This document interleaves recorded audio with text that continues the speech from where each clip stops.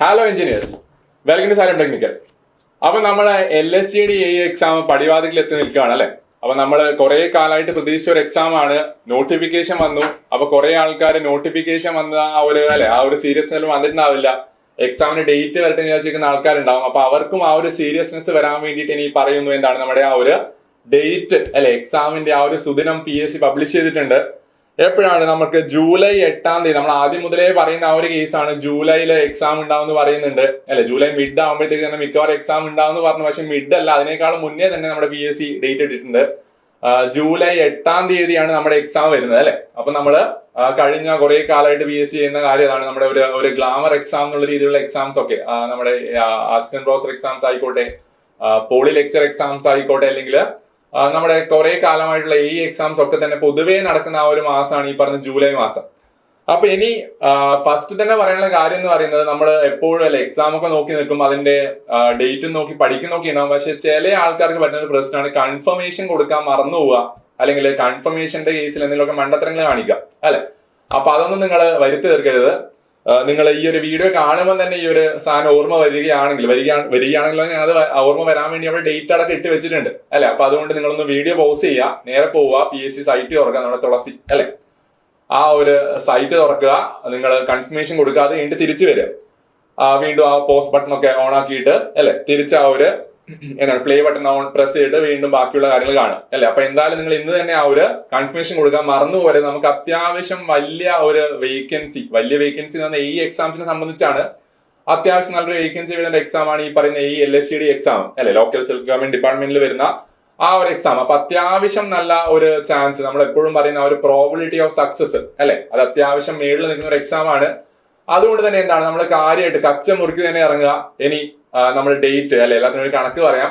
ഇന്ന് ഞാൻ actually video എടുക്കുന്നത് ഏപ്രിൽ 23-ാം തീയതിയാണ്. അപ്പൊ അതുകൊണ്ട് ഞാൻ ഇന്ന് കണക്ക് കൂട്ടുമ്പോൾ അങ്ങോട്ടേക്ക് ഇനി 75 ദിവസം നമുക്ക് ബാക്കിയുണ്ട്. അപ്പൊ മേ ബി നിങ്ങൾക്ക് ആ വീഡിയോ ഒരു നാളെയോ അല്ലെങ്കിൽ മറ്റന്നാളോ കേട്ട് കിട്ടുക. അപ്പൊ നിങ്ങൾ ആ ദിവസത്തിന്റെ കണക്കിൽ അതൊന്ന് റീഅറേഞ്ച് ചെയ്യാം. അപ്പൊ ഞാൻ ഇന്ന് ഉള്ള രീതിയിലാണ് ആ ഒരു ടൈം ലൈൻസ് ഒക്കെ പറയുന്നത് അല്ലെ. അപ്പൊ നമുക്ക് ഇന്ന് നോക്കുകയാണെങ്കിൽ കൃത്യം 75 ദിവസമാണ് നമുക്ക് ഈ LSTD എക്സാമിനുള്ളത്. അപ്പൊ 76-ാമത്തെ ദിവസം നമുക്ക് എക്സാം ആണ്. അപ്പൊ നിങ്ങൾ ഒരു 1-2 ദിവസം വേണ്ടി കാണുകയാണെങ്കിൽ അതിന് കണക്കായിട്ട് ആ ഒരു ചേഞ്ചസ് അവിടെ വരും അല്ലെ. അപ്പൊ ഇനി ഇന്ന് മുതൽ അങ്ങോട്ടേക്ക് നിങ്ങൾ ഓൾറെഡി അത്യാവശ്യം കുറച്ച് പ്രിപ്പയർ ചെയ്തിട്ടുണ്ടാവുന്ന ആൾക്കാരാണ് എന്നുള്ളൊരു കൺസെപ്റ്റിലാണ് നമ്മൾ പല കാര്യങ്ങളും പറയുന്നത്. ഇനി അങ്ങനെ അല്ലാത്ത ആൾക്കാരുണ്ടെങ്കിൽ നിങ്ങൾ ഒട്ടും ഒരു ടെൻഷൻ ആവേണ്ട ആവശ്യമില്ല. നിങ്ങൾ കാര്യമായിട്ട് ഈ ഒരു പ്ലാന്റെ ബേസിൽ നമുക്ക് അത്ര സമയം സ്പെൻഡ് ചെയ്യാനില്ല എന്നുള്ളത് വാസ്തവമാണ്. എന്നാലും അല്ലെ, ഉള്ള സമയം മാക്സിമം നല്ല വൃത്തിയായിട്ട് നിങ്ങൾ വിനിയോഗിക്കുകയാണെങ്കിൽ നമുക്ക് അത്യാവശ്യം നല്ലൊരു സ്കോപ്പ് ഉള്ള ഒരു കാര്യം തന്നെയാണ് ആ ഒരു ആയി മാറുക എന്നുള്ളതിന് ഒരു നല്ല സ്കോപ്പ് ഉള്ള ഒരു എക്സാം തന്നെയാണ് ഈ പറയുന്ന ഈ LSTD എക്സാം. അപ്പൊ നമുക്ക് കാര്യങ്ങളിലേക്ക് കടക്കാം. നമ്മൾ സിലബസിന്റെ കാര്യം, നമുക്കത് ഡീറ്റെയിൽ ആയിട്ടുള്ള സിലബസ് ഡിസ്കഷൻ ഒക്കെ ഭാവിയിൽ ഉടൻ തന്നെ ഉണ്ടാവുന്നതാണ്. അപ്പൊ അതിനു മുന്നേ നമുക്ക് ആ ഒരു LSTD സിലബസ് വന്നിട്ടുണ്ട് അല്ലെ. കൺഫർമേഷന്റെ കൂടെ തന്നെ നമുക്ക് ആ ഒരു സിലബസിന്റെ ആ ഒരു ഓവർവ്യൂ വന്നിട്ടുണ്ട്. അപ്പൊ അതിലും നമ്മൾ കഴിഞ്ഞ ആ ഒരു LSTD എക്സാമിൽ പറയുന്ന ആ സെയിം സിലബസ് ആണ്. അതിൽ മാർക്ക് ഒന്നും കൂടി ഒന്ന് വ്യക്തമായിട്ട് പറഞ്ഞതെന്ന് മാത്രം. എക്സാക്ട്ലി ആ ഒരു കൃത്യം മാർക്കും നമുക്ക് പറയുന്ന ഓരോ സിലബസിന്റെ ബേസിൽ ആ ഓരോ സബ്ജക്റ്റിന് ഇത്ര മാർക്ക് ഉണ്ടാവുന്നതും നമ്മുടെ PSC പറഞ്ഞിട്ടുണ്ട്. അത് ഇപ്പം റീസെന്റ് നടക്കുന്ന ഒരു പ്രവണത അതാണ് അല്ലെ. അത് എല്ലാ എക്സാംസിനും എല്ലാ സബ്ജക്റ്റിനും ഇത്ര മാർക്ക് എന്ന് പറയും. ഇപ്പം പൊതുവേ ആ ഒരു വെയിറ്റേജ് PSC കീപ്പ് ചെയ്യുന്നുണ്ട്. അപ്പൊ നമ്മൾ ഇനീഷ്യലി പ്രതീക്ഷിച്ച അതേ വെയിറ്റേജുകളൊക്കെ തന്നെയാണ്. ഞാൻ അതുകൊണ്ട് ആ ഒരു ഡീറ്റെയിൽ സിലബസ് ഒന്നും കാണിക്കുന്നില്ല. അതിന്റെ സിലബസ് ഡിസ്കഷൻസ് ഉടൻ തന്നെ നിങ്ങളുടെ മുന്നിലേക്ക് വരുന്നതായിരിക്കും. അപ്പൊ ഇവിടെ mechanics of solids and structural അനാലിസിസിൽ 10 മാർക്കാണ്. അത് കഴിഞ്ഞ പ്രാവശ്യം 6 മാർക്ക് നമ്മുടെ മെക്കാനിക്സ് ഓഫ് സോളിഡ്സിൽ നിന്നും 4 മാർക്ക് സ്ട്രക്ചറിൽ നിന്നായിരുന്നു. അതുപോലെ FM ഹൈഡ്രോളജി ഇറിഗേഷൻ 5+5 അല്ലെ, ഹൈഡ്രോളജി പ്ലസ് ഇറിഗേഷൻ 5 മാർക്ക്, അതുപോലെ FM 5 മാർക്കാണ് കഴിഞ്ഞ പ്രാവശ്യം ചോദിച്ചത്. അതുപോലെ തന്നെയൊക്കെ ആയിരിക്കും മിക്കവാറും ഇപ്രാവശ്യവും ആ ഒരു വെയിറ്റേജ് ഉണ്ടാവുക. പിന്നെ സർവേ ലെവലിങ്, അതുപോലെ നമ്മുടെ QSV അല്ലെ. സോ ആ ഒരു കേസ് രണ്ടും കൂടിയിട്ട് 10 മാർക്കാണ്. അപ്പൊ ആ ഒരു 10 മാർക്ക്, അതുപോലെ തന്നെ നമ്മൾ കഴിഞ്ഞ പ്രാവശ്യം എനിക്ക് തോന്നുന്നു 4 മാർക്ക് 8 മാർക്കൊക്കെയാണ് ഉണ്ടായിരുന്നത്. അപ്പൊ എന്നാൽ ഇപ്രാവശ്യം അത് 10 മാർക്കിന് PSC ചോദിക്കുന്നതായിരിക്കും. അതുപോലെ building materials, construction technology, construction management, ഇത് 3 കൂട്ടി 20 മാർക്കുണ്ട്. അതുപോലെ എൻവയോൺമെന്റൽ എഞ്ചിനീയറിംഗ്, പിന്നെ Jio technical, transportation, urban planning, അത് 3 ഓരോന്നിനും 10 മാർക്ക് വീതമുണ്ട്. പിന്നെ നമ്മുടെ ഗ്ലാമർ സബ്ജക്റ്റ് ആയിട്ട് നമ്മൾ എപ്പോഴും പറയുന്ന RCC അല്ലെ, RCC പ്ലസ് സ്റ്റീല്, എന്താണ് 20 മാർക്കാണ്. അതിൽ കഴിഞ്ഞ പ്രാവശ്യം RCCക്ക് ഒരു 15-16 മാർക്കും സ്റ്റീലിന് ഒരു 4 മാർക്കുമായിരുന്നു. അപ്പം ഏകദേശം ആ ഒരു പാറ്റേണിൽ തന്നെ ക്വസ്റ്റ്യൻസ് ഉണ്ടാവുന്ന RCC ഒക്കെ കാര്യമായിട്ട് നിങ്ങൾ വെയിറ്റേജ് കൊടുത്ത് പഠിക്കുക.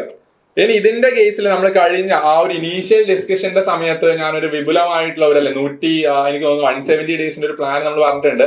അപ്പൊ ഇപ്പൊ നമ്മുടെ കയ്യിൽ അത്രയും ദിവസങ്ങളില്ല. അപ്പൊ നമ്മൾ ആ ഒരു റിവിഷന് വേണ്ടിയിട്ട് നിങ്ങൾ ആ ഒരു പ്ലാനിന്റെ ബേസിൽ പോയ ആൾക്കാരൊക്കെ ആണെങ്കിൽ അല്ലെ, ഇനി അങ്ങോട്ടേക്ക് ആ ഒരു പുതിയതായിട്ട് നിങ്ങൾ ഓൾറെഡി ആ സബ്ജക്ട്സ് ഒക്കെ കവർ ചെയ്ത് കഴിഞ്ഞിട്ടുണ്ടെങ്കിൽ ഞാൻ പറഞ്ഞതുപോലെ അല്ലെ, ഓൾറെഡി ആ ഒരു പ്ലാനൊക്കെ ഫോളോ ചെയ്ത് അത്യാവശ്യം നല്ല പഠിച്ചൊക്കെ കഴിഞ്ഞ ആൾക്കാരാണെങ്കിൽ ഇനി അങ്ങോട്ടേക്ക് എങ്ങനെ അല്ലെ, ഇനി അങ്ങോട്ടേക്ക് എന്ത്, ആ ഒരു ചോദ്യത്തിന്റെ ഉത്തരമാണ്. അപ്പൊ ഞാൻ ആ ഡേയ്സ് പ്ലാൻഡ് എന്ന് പറയുന്ന നമ്പർ ഓഫ് ഡേയ്സ് ആണ്. അത് നിങ്ങൾ ജസ്റ്റ് നോക്കുക, നിങ്ങൾ ആ ഒരു പ്ലാനിങ് നടത്തുക. ഇനി അങ്ങോട്ടേക്കുള്ള ഒരു ഞാൻ പറഞ്ഞു 75 ഡേയ്സ് ഉണ്ട്. അപ്പൊ ആ ഒരു 60 ഡേയ്സ് കൊണ്ട് നമ്മൾ ഈ സബ്ജക്ട് റിവൈസ് ചെയ്യുന്നു. ഞാൻ പറഞ്ഞത് പഠിക്കുന്നത് എന്ന് പറയുന്നത് ഞാൻ പറഞ്ഞല്ലേ, ഓൾറെഡി കുറച്ച് പ്രിപ്പയർ ചെയ്യുന്ന ആൾക്കാർക്ക് വേണ്ടിയാണ് നമ്മൾ ആ ഒരു റിവിഷൻ പ്ലാൻ കൊടുക്കുന്നത്. സോ അതുകൊണ്ട് ആ റിവിഷൻ പ്ലാന്റെ ബേസിൽ പറയുന്നതാണ്. സോ ഒരു 60 ഡേയ്സ് ഈ സബ്ജക്ട് എല്ലാം കൂടി 56 ദിവസവും അതുപോലെ ഇടയിലുള്ള 4 ദിവസം കുറച്ച് റിവിഷനുള്ള ഒരു 60 ദിവസമാണ് നമ്മൾ പ്ലാൻ ചെയ്യുന്നത്. ഇനി ആ ഒരു പ്ലാനിങ്, ആ നമ്പർ ഓഫ് ഡേയ്സ് നിങ്ങൾ നോക്കുക. അതിൻ്റെ അകത്ത് കുറച്ച് വേരിയേഷൻസ് അങ്ങോട്ടും ഇങ്ങോട്ടൊക്കെ ചെയ്യണമെന്നുണ്ടെങ്കിൽ അല്ലെ നിങ്ങൾ അത് ചെയ്യുക. നമ്മൾ മെക്കാനിക്സ് ഓഫ് സോളിഡ്സ് അതിന് 4 ദിവസം കൊടുത്തിട്ടുണ്ട്. അതുപോലെ സ്റ്റീലിന്റെ കേസ് RCCന്റെ കേസിൽ 8 ദിവസം കൊടുത്തിട്ടുണ്ട്. ബാക്കി 10 മാർക്കിന്റെ സബ്ജക്ട്സ് ആയിട്ടുള്ള നമ്മുടെ ആ ഒരു എൻവയറമെന്റൽ എഞ്ചിനീയറിംഗ്, അതുപോലെ നമ്മുടെ ജിയോ ടെക്നിക്കൽ, അതുപോലെ ട്രാൻസ്പോർട്ടേഷൻ, അർബൻ പ്ലാനിംഗ്, അതിന് 5 ദിവസം വീതമാണ് കൊടുത്തിട്ടുള്ളത് അല്ലെ. സോ ആ രീതിയിലാണ് ഞാൻ സ്പ്ലിറ്റേജ് നടത്തിയിട്ടുള്ളത്. അപ്പൊ നിങ്ങൾ ഒന്ന് അങ്ങോട്ടും ഇങ്ങോട്ടൊക്കെ ചെയ്താലും വലിയൊരു പ്രശ്നമൊന്നും വരാനില്ല. നിങ്ങൾ എന്നാലും ആ ഒരു 60 ദിവസം എന്ന് പറയുന്ന ആ ഒരു ടൈമിന് കീപ്പ് ചെയ്യാൻ ശ്രമിക്കാം. ഇനി അടുത്ത കാര്യം, ഈ ഒരു പ്ലാന് അല്ലെ, ഞാൻ ഇവിടെ ഈ പ്ലാന് കൊണ്ട് ഉദ്ദേശിക്കുന്നത് എന്താന്ന് പറഞ്ഞാൽ, അപ്പൊ നമ്മൾ ഇതുവരെ പഠിക്കുന്നതൊക്കെ എങ്ങനെയാണ്, നമ്മളൊരു സബ്ജക്ട് മിക്കവാറും അല്ലെ സ്റ്റാർട്ടിങ് മുതൽ അവസാനം വരെ കുറെ പഠിക്കുന്നു, ആ ഒരു പ്രോസസ് ക്യാരി ഔട്ട് ചെയ്യുന്നത് അല്ലെ. അപ്പൊ നമ്മള് പൊതുവെ ഞാൻ ആദ്യം മുതലേ ആ ഒരു സിലബസ് ഡിസ്കഷന്റെ കേസിലും അതുപോലെ മുന്നേ ഉള്ള നമ്മുടെ ആ ഒരു സ്റ്റഡി പ്ലാൻസിന്റെ കേസിലൊക്കെ പറയുന്ന ഒരു കൺസെപ്റ്റ് ഉണ്ട്, നമ്മുടെ മിക്സ് ആൻഡ് മാച്ച് അല്ലെ. അതിന് ഒന്നും കൂടി കാര്യക്ഷമമാക്കാൻ വേണ്ടി പോവാണ്. അപ്പൊ നമ്മൾ ഓൾറെഡി നിങ്ങൾ പഠിക്കുമ്പോഴൊക്കെ അങ്ങനെ പഠിച്ചിട്ടുണ്ട്. അത്യാവശ്യം ആ ഒരു സബ്ജക്റ്റുകളുടെ ഇടയിലുള്ള സ്വിച്ചിങ് നടക്കുന്ന സമയത്ത് നമുക്ക് ആ ഒരു വേറെ സബ്ജക്റ്റിന്റെ ടോപ്പിക്സ് ഓർമ്മയിൽ വരാനും അതുപോലെ അവിടുത്തെ ഇക്വേഷൻസ് ഒക്കെ ഓർമ്മയിൽ നിൽക്കാനും ഒക്കെ വേണ്ടിയിട്ടാണ് നമ്മൾ അതുപോലെ നമ്മൾ ആ ഒരേ സബ്ജക്റ്റിന് കുറെ ദിവസം പഠിക്കുന്ന ആ ഒരു എല്ലാവരും മുഷിച്ചിൽ ഒഴിവാക്കാനും കൂടി ആയിട്ടായിരുന്നു നമ്മൾ അങ്ങനെയുള്ള പ്ലാൻ പറഞ്ഞത് അല്ലെ. ഇനി നമ്മൾ പറയുന്ന ആ മുഷിച്ചിൽ ഒഴിവാക്കാനല്ല, നമുക്ക് ആ ക്വസ്റ്റ്യൻ പേപ്പർ കിട്ടുന്ന സമയത്ത് പല സബ്ജക്ട് എല്ലാം കൂടി ഒറ്റയടിക്ക് അല്ലെ, 100 ക്വസ്റ്റ്യൻസിന്റെ അകത്ത് പല പല സബ്ജക്ട്സ് പല പല സ്ഥലങ്ങളിലായിട്ട് ഉണ്ടാവുക അല്ലെ. അപ്പൊ ആ ഒരു സ്വിച്ചിങ് കുറച്ചും കൂടി കുറച്ചും കൂടി ഒരു ഈസി ആക്കാൻ വേണ്ടി ഒരു പ്രോസസ് ആണ്. അപ്പൊ ഞാനവിടെ 1, 5, 10, 2, 6 അങ്ങനെ പല പല നമ്പർ അവിടെ എഴുതിയിട്ടുണ്ട് അല്ലെ. സോ ഞാനൊരു ഫസ്റ്റ് 10 ഡേയ്സിന്റെ മാത്രമാണ് അവിടെ ഇട്ടുള്ളത്. ബാക്കിയുള്ള ഒരു 60 ഡേയ്സ് എന്ന് പറയുന്നത് നിങ്ങളുടേതായ രീതിയിൽ ഒന്ന് അത് അറേഞ്ച് ചെയ്യാം അല്ലെ. ഞാൻ ജസ്റ്റ് ഒരു എക്സാമ്പിൾ കാണിച്ചിരുന്നതാണ്. അപ്പൊ ഇവിടെ ഞാൻ ഫസ്റ്റ് ഡേ, അതായത് നാളെ ഞാൻ സ്റ്റാർട്ട് ചെയ്യുന്നത് മെക്കാനിക്സ് ഓഫ് സോളിഡ്സ്. അപ്പൊ ഞാൻ പറഞ്ഞു 4 ദിവസം ഞാൻ മെക്കാനിക്സ് ഓഫ് സോളിഡ്സ് പഠിക്കുന്നുണ്ട് അല്ലെ, റിവൈസ് ചെയ്യുന്നുണ്ട് അല്ലെ. റിവിഷന് വേണ്ടി ഞാൻ അലോക്കേറ്റ് ചെയ്തിട്ടുള്ള ദിവസങ്ങൾ 4 ആണ്. സോ ഫസ്റ്റ് ഡേ ഞാൻ മെക്കാനിക്സ് ഓഫ് സോളിഡ്സ് ഞാൻ പഠിക്കുന്നു. ഇനി ആ ഫസ്റ്റ് ഡേയിൽ നമ്മൾ ചെയ്യുന്ന കാര്യം എന്തൊക്കെയാണ്? സോ ഡെയിലി പ്ലാൻ ഇവിടെ ഒന്ന് നോക്കുക നിങ്ങൾ. ആ ഡെയിലി പ്ലാനിൽ ഒന്ന് ശ്രദ്ധ കൊടുക്കുക. സോ ചാപ്റ്റർ റിവിഷൻ, നമുക്ക് സ്ട്രെങ്ത് ഓഫ് മെറ്റീരിയൽസ് അല്ലെങ്കിൽ മെക്കാനിക്സ് ഓഫ് സോളിഡ്സ് അല്ല, അങ്ങനെ പല രീതിയിൽ നമ്മൾ ആ സബ്ജക്റ്റിനെ വിളിക്കാറുണ്ട്.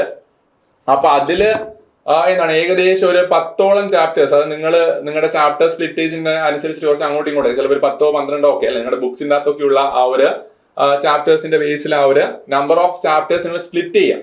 അതിൽ തന്നെ പൊതുവേ നമ്മൾ പറയുന്നത് ആ ഫസ്റ്റത്തെ ഒരു 1-2 ചാപ്റ്റേഴ്സ് അല്ലെ, നമ്മുടെ സിമ്പിൾ സ്ട്രെസ് ആൻഡ് സ്ട്രെയിനിന്റെ കേസ്, അത് അത്യാവശ്യം വലിയൊരു ചാപ്റ്ററാണ്. അപ്പൊ അതിനൊക്കെ നമ്മൾ പൊതുവെ ഒരു സമയം കുറച്ച് കൂടുതൽ കൊടുക്കുക. അതുപോലെ പൊതുവെ സ്ഥിരമായിട്ട് ക്വസ്റ്റ്യൻസ് വരുന്ന ഏരിയാസ് അല്ലെ, എല്ലാ സബ്ജക്റ്റിനകത്തും അങ്ങനത്തെ ഏരിയാസ് ഒക്കെ ഐഡന്റിഫൈ ചെയ്ത് വെക്കുക. അത് ഒന്നും കൂടി അല്ലെ, അതിനൊക്കെ സമയം കുറച്ച് എക്സ്ട്രാ കൊടുത്തിട്ട് നിങ്ങൾ ഒന്ന് റിവൈസ് ചെയ്യാം. ഇനി ഫസ്റ്റ് ഡേയിൽ നിങ്ങൾ ഡെയിലി പ്ലാൻ ഇതാണ്, ചാപ്റ്റർ റിവിഷൻ. അപ്പൊ ഞാൻ വിചാരിക്കുന്നു ജസ്റ്റ് എക്സാമ്പിൾ ആയിട്ട് അല്ലെ, നിങ്ങൾ ആ ഒരു ചാപ്റ്റർ സ്പ്ലിറ്റേജിന്റെ ഭാഗമായിട്ട് സോമില് 4 ദിവസമുണ്ട്. സോ ഫസ്റ്റ് ഡേ ഞാൻ പറയുന്നത് ഞാൻ അത്യാവശ്യം ഈ പറഞ്ഞ ഒരു 1-2 വലിയ ചാപ്റ്റേഴ്സ് വരുന്നുണ്ട്. ഫസ്റ്റ് ഡേയിൽ ഞാൻ ഒരു 2 ചാപ്റ്റർ മാത്രമേ റിവൈസ് ചെയ്യുന്നുള്ളൂ അല്ലെ. 4 ദിവസം എന്റെ അടുത്തുള്ളതുകൊണ്ട് ഫസ്റ്റ് ഡേ ഞാൻ 2 ചാപ്റ്റർ റിവൈസ് ചെയ്യുന്നു, വലിയ ചാപ്റ്റർ അവിടെ ഉള്ളതുകൊണ്ട് അല്ലെ. സെക്കൻഡ് ഡേ ഞാൻ ഒരു 3 ചാപ്റ്ററും, പിന്നത്തെ ദിവസം ഞാൻ ഒരു 2 ചാപ്റ്ററും, ലാസ്റ്റ് ഡേ ഒരു 3 ചാപ്റ്റേഴ്സും ആയാലും ഏകദേശം ആ 10 ചാപ്റ്റർ കംപ്ലീറ്റ് ആയി അല്ലെ. സോ ഫസ്റ്റ് ഞാൻ 2 ചാപ്റ്റർ ആണ് ഉദ്ദേശിക്കുന്നത്. ആ 2 ചാപ്റ്ററിൽ ഞാൻ ഓൾറെഡി നിങ്ങൾ ഓൾറെഡി പഠിച്ചു വെച്ച സമയത്ത് അതിന്റെ ഷോർട്ട് നോട്ട്സ് ഒക്കെ എഴുതിയിട്ടുണ്ടല്ലേ, അതൊക്കെ കാര്യമായിട്ട് നോക്കുക. നിങ്ങൾ വേറെ ഡീറ്റെയിൽ ആയിട്ടുള്ള വളരെ വിശാലമായിട്ടുള്ള നോട്ട്ബുക്ക് ഒന്നും നോക്കിയില്ലെങ്കിൽ വലിയ കുഴപ്പമില്ല. നിങ്ങളുടെ ഷോർട്ട് നോട്ട്സ് ഒക്കെ എടുത്ത് നോക്കുക. ആ ഷോർട്ട് നോട്ട്സിൽ നിങ്ങൾക്ക് ഡൗട്ട് ഒക്കെ വരുന്ന സിറ്റുവേഷനിൽ നമ്മൾ വീണ്ടും പോയിട്ട് ആ ബുക്കൊക്കെ ഒന്ന് എടുത്ത് മറിച്ച് നോക്കിയാൽ മതി അല്ലെ. നമുക്ക് ഇമ്പോർട്ടന്റ് ആയിട്ടുള്ള കാര്യം എന്താണ്, ഇതാണ്, അതായത് ക്വസ്റ്റ്യൻ ചെയ്യലാണ്, അതുപോലെ എങ്ങനെ ക്വസ്റ്റ്യൻ ചെയ്യണം എന്നുള്ളത് അല്ലെ. സോ പ്രാക്ടീസ് ക്വസ്റ്റ്യൻസ്, അതായത് നിങ്ങൾ ഒരു 1-2 മണിക്കൂർ കൊണ്ട് ആ ഒരു ചാപ്റ്ററിന്റെ അകത്തുള്ള തിയറി പോർഷൻസ് മൊത്തം ഒന്ന് വായിച്ചു തീർക്കുക അല്ലെ. അത് കഴിഞ്ഞിട്ട് മൊത്തം എന്താണ് ഈ 2 ചാപ്റ്ററിന്റെ കേസാണ് ഞാൻ പറയുന്നത്. ഒരു മണിക്കൂർ ഒരു ചാപ്റ്ററിന്റെതും മറ്റേ 1 മണിക്കൂർ കൊണ്ട് മറ്റേ ചാപ്റ്റർ അല്ലെ. അത് കഴിഞ്ഞിട്ട് ബാക്കി ഫുൾ ക്വസ്റ്റ്യൻ ചെയ്യലാണ്. അപ്പൊ നിങ്ങൾ നമ്മൾ എന്താണ് ആ ഒരു ഐഡിയ നമ്മൾ ഇനീഷ്യലി പറയാറുണ്ട്, നമ്മൾ എക്സാമിനുള്ള പ്ലാൻ എന്തായിരിക്കും പൊതുവെ. ഞാൻ ആദ്യം ക്വസ്റ്റ്യൻ പേപ്പർ കാണുന്നു, ഒരു 80 മിനിറ്റ്സ് അല്ലെ, ടോട്ടൽ 80 അല്ല, ഒരു 70 മിനിറ്റ്സ് കൊണ്ട് ഞാൻ ഒരു പ്രാവശ്യം ഫുൾ ക്വസ്റ്റ്യൻ പേപ്പർ വായിക്കുന്നു. അത് കഴിഞ്ഞിട്ട് വലിയ ദിവസം ഞാൻ ഒഴിവാക്കി വിടുന്നു എന്നൊക്കെയുള്ള രീതിയിൽ നമ്മൾ മനസ്സിൽ സെറ്റാക്കി വെക്കും. പക്ഷെ എക്സാമിന് പോയാൽ പൊതുവെ ചെയ്യുന്ന പ്രശ്നം, നമ്മൾ സ്ഥിരമായിട്ട് പറയുന്ന ഒരു ഇഷ്യൂ അല്ലെ, നമുക്ക് ആ വാശി വരും, നമ്മളത് ചെയ്തുകൊണ്ടേ ഇരിക്കുന്നു, നമുക്ക് സമയം ഇല്ലാതാവുന്നു അല്ലെ. സോ അതുകൊണ്ട് അത് ഒഴിവാക്കാൻ വേണ്ടി അത് നിങ്ങൾ ഇപ്പോഴേ പ്ലാൻ ചെയ്യാൻ നമ്മൾ പറയുന്നുണ്ട്. സോ നിങ്ങൾ ആ 50 or 100ന്റെ സെറ്റ് ആയിട്ട് ഏതെങ്കിലും ഒരു ബുക്ക് നിങ്ങളുടെ ഏതെങ്കിലും ഒരു പ്രീവിയസ് ഇയർ ക്വസ്റ്റ്യൻസിന്റെയോ അല്ലെങ്കിൽ എന്താണ് ഈ പറയുന്ന നമ്മുടെ ഏതെങ്കിലും ഒരു MCQന്റെ ബുക്കൊക്കെ ഉണ്ടെങ്കിൽ അതിൽ സെറ്റ് ആയിട്ട് തന്നെ ചെയ്യുക. ഒരു 50 ക്വസ്റ്റ്യൻസ്, അത് സിമ്പിൾ ആയിക്കോട്ടെ അല്ലെങ്കിൽ വിഷമമുള്ളതായിക്കോട്ടെ അല്ലെ. സോ ഒരു 50 ദിവസം സെറ്റ് എടുക്കുക. അത് 100 മാർക്കിന് 90 മിനിറ്റ് ആയതുകൊണ്ട് 50 ക്വസ്റ്റ്യൻസ് എടുത്താൽ അതിന് കറസ്പോണ്ട് ആയിട്ടല്ല ഒരു 45 മിനിറ്റ് കൊണ്ട് നിങ്ങൾ അത് സോൾവ് ചെയ്യാൻ ശ്രമിക്കുക. സോ ആ രീതി നിങ്ങൾ പ്ലാൻ ചെയ്യുക. അതിൽ ഈ പറഞ്ഞ പോലെ ടഫ് ആയിട്ടുള്ള ക്വസ്റ്റ്യൻസ് ഉണ്ടെങ്കിൽ അത് അപ്പം തന്നെ ഒഴിവാക്കി വിടുക. നിങ്ങൾ വെറുതെ സമയം കളയേണ്ട ആവശ്യമില്ല, ഈസി ആയിട്ടുള്ള മാത്രം ചെയ്യുക. അത് കഴിഞ്ഞിട്ട് എന്താണ് ഈ പറഞ്ഞ ടൈം 45 മിനിറ്റിൽ അരമണിക്കൂർ കൊണ്ട് ഞാൻ 50 ക്വസ്റ്റ്യൻ ഒരു പ്രാവശ്യം വായിച്ചു കഴിയുന്നു. അത് കഴിഞ്ഞിട്ട് ബാക്കിയുള്ള 15 മിനിറ്റിൽ എന്താണ് തിരിച്ചു വന്നിട്ട് ആ ഒരു വിഷമുള്ള ക്വസ്റ്റ്യൻസ് ഒക്കെ നോക്കാനുള്ള രീതിയിൽ നിങ്ങൾ പ്ലാൻ ചെയ്യാം അല്ലെ. അതുകൊണ്ട് അവിടെ നിങ്ങൾക്ക് കിട്ടുന്ന ഗുണം എന്ന് പറഞ്ഞാല് എന്താണ് ആ ഒരു ടൈം മാനേജ്മെന്റ് നിങ്ങൾ അവിടെ പഠിച്ച് അല്ലെ ഗ്രാജുവലി ആ ഒരു എക്സാമിലേക്ക് എത്തുമ്പോഴത്തേക്ക് നിങ്ങൾ അത് കുറച്ചും കൂടി ഒരു പെർഫെക്റ്റ് ആയിട്ട് വരുന്ന രീതിയിലേക്ക് മാറും. സോ അതുകൊണ്ട് അത് നിങ്ങൾ പ്ലാൻ ചെയ്യുക.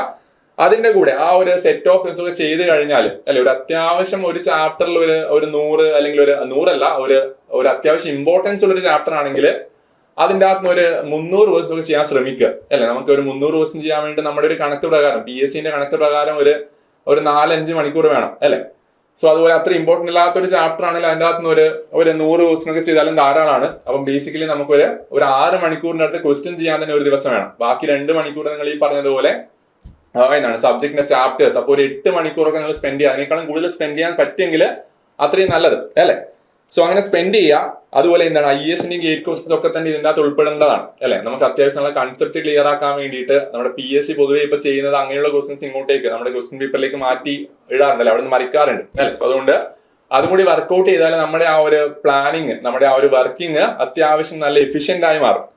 ഇനി നെക്സ്റ്റ് തിരിച്ച് ഞാൻ പോകുന്നില്ല, ഫസ്റ്റ് ദിവസത്തെ കേസാണ് ഞാൻ പറഞ്ഞത്. ഇനി രണ്ടാമത്തെ ദിവസം എന്താണ് ഞാൻ പറഞ്ഞു, ക്വസ്റ്റ്യൻ പേപ്പറിൽ സ്വിച്ചിങ് നടക്കണം, നമ്മുടെ തലേൻ്റെ അകത്ത് സ്വിച്ചിങ് നടക്കണം അല്ലെ. സോ അതുകൊണ്ട് രണ്ടാമത്തെ ദിവസം ഞാൻ SM അല്ല കണ്ടിന്യൂ ചെയ്യുന്നത്. ഈ പ്ലാൻ നിങ്ങൾക്ക് നിങ്ങളുടേതായ ഇഷ്ടത്തിന് ഉണ്ടാക്കാം. അപ്പൊ ഞാൻ രണ്ടാമത്തെ ദിവസം പഠിക്കാൻ പോകുന്നത് ഏതാണ്, ഹൈഡ്രോളജി ആണ് അല്ലെ. സോ രണ്ടാമത്തെ ദിവസം ഞാൻ പഠിക്കാൻ പോകുന്നത് ഹൈഡ്രോളജിയാണ്. അത് കഴിഞ്ഞിട്ട് എന്താണ് ആ സെയിം പ്രോസസ്. ഹൈഡ്രോളജി അത്ര വലിയൊരു അല്ലെ ഘടകടിക്കുന്ന സബ്ജക്റ്റിലെ 1 മാർക്കിന്റെ സബ്ജക്ട് മാത്രമാണ്, 1 മാർക്കിനൊക്കെയാണ് പൊതുവെ എക്സാംസിൽ വരാറ്. സോ അതുകൊണ്ട് നിങ്ങൾ അത് ഒരു ദിവസം കൊണ്ട് പഠിച്ചു തീർക്കാൻ ശ്രമിക്കുക. അത് കഴിഞ്ഞിട്ട് തേർഡ്, അത് ഇനി സെയിം പ്രോസസ്. കുറെ ചാപ്റ്റേഴ്സ് ഉണ്ട്, അത് ഒരു ചെറിയൊരു ചാപ്റ്റേഴ്സ് ആയതുകൊണ്ടല്ലേ അരമണിക്കൂർ കൊണ്ട് ഒരു ചാപ്റ്റർ റിവൈസ് ചെയ്യുന്നു. അതിന്റെ ഒരു കുറച്ച് ക്വസ്റ്റൻസ് ചെയ്യുക, ഒരു 50-100 ക്വസ്റ്റൻസ് ചെയ്താൽ തന്നെ ധാരാളമാണ്. സോ ആ ഒരു പ്രോസസ് വെച്ചിട്ട് നിങ്ങൾക്ക് ഒരു 5-6 ചാപ്റ്റർ ഒക്കെയാണ് അത്യാവശ്യം ഹൈഡ്രോളജിയിൽ വരാറ് അല്ലെ. അപ്പൊ അതിനൊക്കെ കൂടി നിങ്ങൾ ഈ പറഞ്ഞ 8 മണിക്കൂർ കൊണ്ട് ആ ഒരു പ്രോസസ് കംപ്ലീറ്റ് ചെയ്യാൻ പറ്റുന്നതായിരിക്കും. ഇനി അത് കഴിഞ്ഞിട്ട് മൂന്നാമത്തെ ദിവസം ഞാൻ പറഞ്ഞതാണ്, ഞാൻ ബിൽഡിംഗ് മെറ്റീരിയൽസ് പറഞ്ഞു. അത് കഴിഞ്ഞിട്ട് നാലാമത്തെ ദിവസം അത് ആ ചാപ്റ്ററിന്റെ ഒക്കെ നമ്പറൊക്കെ നിങ്ങൾ യൂസ് ചെയ്യുന്ന ബുക്സിന്റെ ബേസിസിൽ അത് ഓൾറെഡി ആദ്യം തന്നെ അല്ലെ ഫസ്റ്റ് ഡേ തന്നെ, അത് ഫസ്റ്റ് ഡേ അല്ല 0th ഡേ അല്ലെ. സോ ആ ഒരു നിങ്ങൾ പ്ലാൻ ചെയ്യുന്നതിന്റെ തലേ ദിവസം ഈ ഒരു വീഡിയോ കാണുമ്പോഴത്തേക്ക് നിങ്ങൾ അത് ഒന്ന് സെർച്ച് ചെയ്തിട്ട് അത് സെറ്റാക്കി വെക്കുക. അത് കഴിഞ്ഞിട്ട് പിറ്റേ ദിവസം നല്ല കാര്യക്ഷമമായിട്ട് ആ ഒരു വർക്കിന് വേണ്ടി ഇരിക്കുക. അത് കഴിഞ്ഞിട്ട് വീണ്ടും 5th ഡേ എന്താണ് വീണ്ടും സോമിലേക്ക് എത്തി. 6th ഡേ എന്താണ് നമ്മൾ ഇറിഗേഷൻ സ്റ്റാർട്ട് ചെയ്തു. 7th ഡേ വീണ്ടും ബിൽഡിംഗ് മെറ്റീരിയൽ 8 ഇവിടെ എത്തി, 9 ഇവിടെ എത്തി, 10 ഇവിടെ എത്തി അല്ലെ. സോ ആ 10 ദിവസം കൊണ്ട് നമ്മൾ ഇത്രയും കാര്യങ്ങൾ മിക്സ് ചെയ്ത് പഠിച്ചു. ഇനി അങ്ങനെ 15 ദിവസം എത്തുക. 15 ദിവസം കഴിഞ്ഞാൽ ഈ പറഞ്ഞ വെറുതെ ആ ഒരു നിങ്ങൾ എഴുതി വെച്ച എന്താണ് ആ ഷോർട്ട് നോട്ട്സ് ഇടയിലൊക്കെ എടുത്തിട്ട് ഒന്ന് വെറുതെ നോക്കുക അല്ലെ. ആ ഇക്വേഷൻ അതെ ഫുൾ പഠിക്കണം എന്നല്ല, ജസ്റ്റ് ഇടയിലുള്ള ഏതെങ്കിലും ഒരു ഇക്വേഷൻ ഒക്കെ എടുത്ത് നോക്കുക അല്ലെ. അത് നിങ്ങൾക്ക് എന്താണ് ഓർത്തെടുക്കാൻ പറ്റുന്ന നിങ്ങൾക്ക് പിന്നെ അത് വലിയ പ്രശ്നമില്ല അല്ലെ. അത് നിങ്ങൾ ഓൾറെഡി അത്രയും തറവാണെന്ന് നമുക്ക് മനസ്സിലാവും. സോ അങ്ങനെ ഒരു റിവിഷൻ സൈക്കിൾ പ്ലാൻ ചെയ്യുക. വെറുതെ അവിടെ നിന്നൊക്കെ എടുത്തിട്ട് ആ ചാപ്റ്റേഴ്സിന്റെ അകത്തൊക്കെ തന്നെ ക്വസ്റ്റ്യൻസ് ചെയ്യുക. സോ അത് അല്ലെ ആ ഒരു റിവിഷൻ ആണ്. അതുപോലെ എല്ലാ 10 ദിവസം കൂടുമ്പോഴും പറ്റിയാൽ 10 ദിവസം അല്ലെങ്കിൽ ഒരു 15 ദിവസം കൂടുമ്പോഴെങ്കിലും നമ്മുടെ പ്രീവിയസ് ക്വസ്റ്റ്യൻ പേപ്പർ ഒന്ന് ചെയ്ത് നോക്കുക.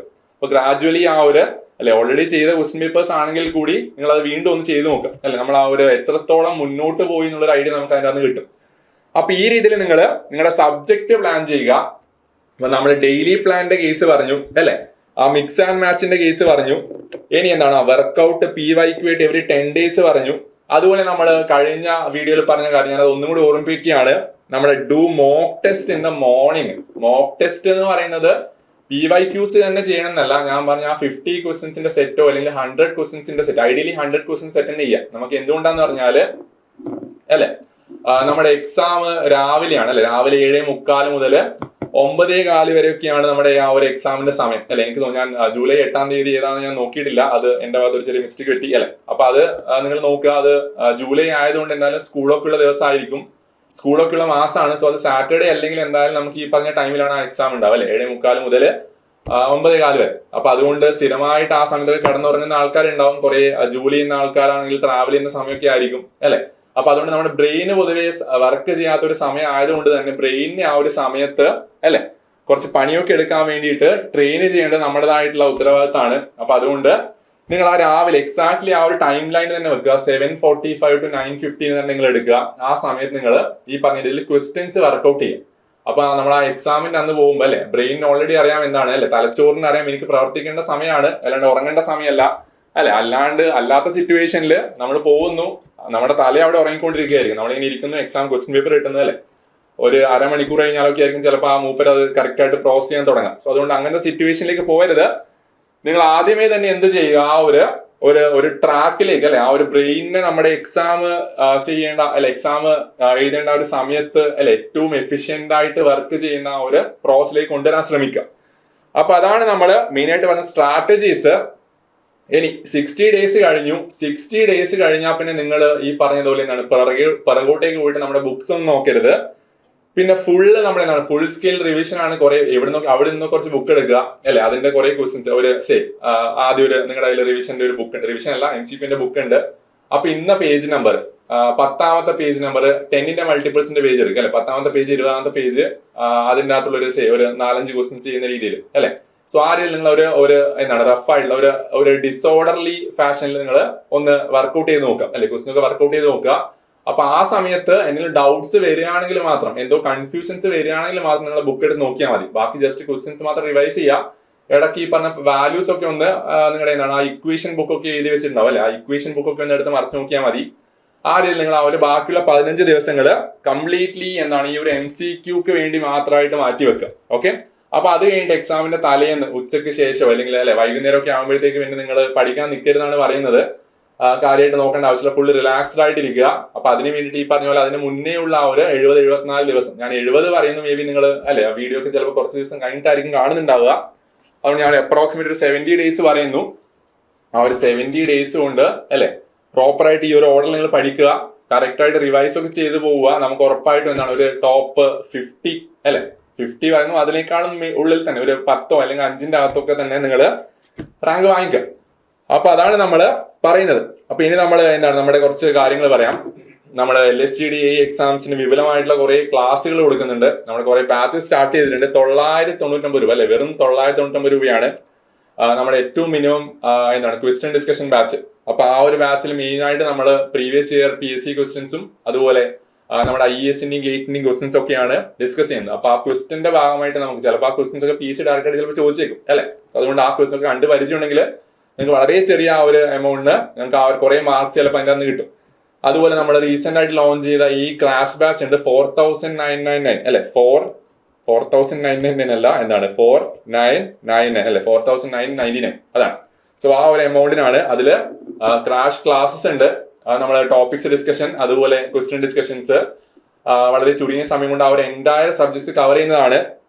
അതുപോലെ തന്നെ എന്താണ് നമ്മൾ ഇതുവരെ എന്താണ് നമ്മുടെ ആ ഒരു റെക്കോർഡഡ് ക്ലാസ് ഫുൾ സബ്ജക്റ്റിന്റെ അറൌണ്ട് 700ന്റെ അടുത്ത് വരുന്ന അവേഴ്സിന്റെ റെക്കോർഡഡ് ക്ലാസ് നിങ്ങൾക്ക് കിട്ടുന്നതായിരിക്കും. അപ്പൊ അതൊക്കെ വെച്ച് നിങ്ങൾക്ക് അത്യാവശ്യം നല്ല സൂപ്പർ ആയിട്ട് തന്നെ നമ്മുടെ എന്താണ് ഈ LSTD എക്സാം പ്രിപ്പയർ ചെയ്യാൻ പറ്റുന്നതാണ്. അപ്പൊ നിങ്ങൾ കാര്യമായിട്ട് നോക്കുക. ഇതുവരെ ബാച്ചിലൊന്നും ചേരാത്ത ആൾക്കാർ പെട്ടെന്ന് തന്നെ നമ്മുടെ ബാച്ചിലൊക്കെ ജോയിൻ ചെയ്ത് കാര്യമായിട്ട് പഠിക്കുക അല്ലെ. അപ്പൊ നമുക്ക് ഉറപ്പായിട്ടും എന്താണ് നമ്മുടെ LSTD കസേര നിങ്ങൾക്ക് വേണ്ടി കാത്തിരിക്കുന്നുണ്ട് അല്ലെ. ആ കസേരയ്ക്ക് വേണ്ടി നമുക്ക് കാര്യമായിട്ട് പ്രയത്നിക്കാം അല്ലെ. അപ്പോൾ all the best, thank you.